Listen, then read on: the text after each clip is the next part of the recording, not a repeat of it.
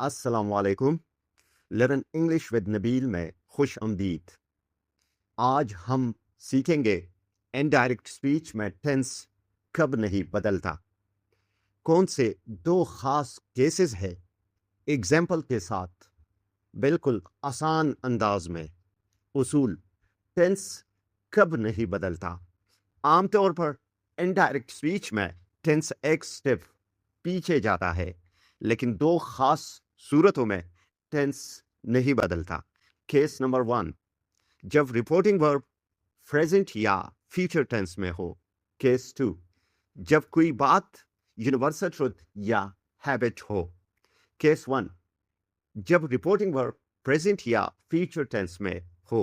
अगर reporting verb says, tells, will से जैसी हो तो रिपोर्टेड स्पीच का टेंस नहीं बदलता। Example, the teacher says the sun rises in the east.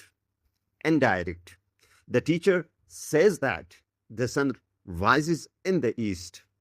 said होता तो टेंस बदलता, लेकिन says है इसलिए नहीं बदला। केस 2, यूनिवर्सल ट्रुथ और हैबिट। अगर कोई बात हमेशा सच हो, जैसे साइंस का कानून या कोई आदत हो, तो टेंस नहीं बदलता, चाहे रिपोर्टिंग वर्ब कुछ भी हो। Example, the teacher said the sun rises in the east. The teacher said that the sun rises in the east. Universal truth, tense नहीं बदला। He said, I go for a walk every morning. He said that he goes for a walk every morning. Habit, लिहाजा tense नहीं बदला। रुकिए, अभी एक छोटा सा सवाल। क्या आप बता सकते हैं ये इनडायरेक्ट ठीक है या गलत?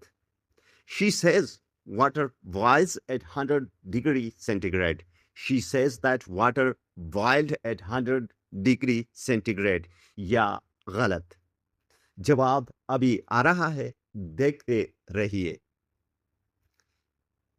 आंसर रिवील गलत है। सही, he says that water boils at 100 degree centigrade. क्यों? says present tense boils at 100 degree centigrade, universal truth.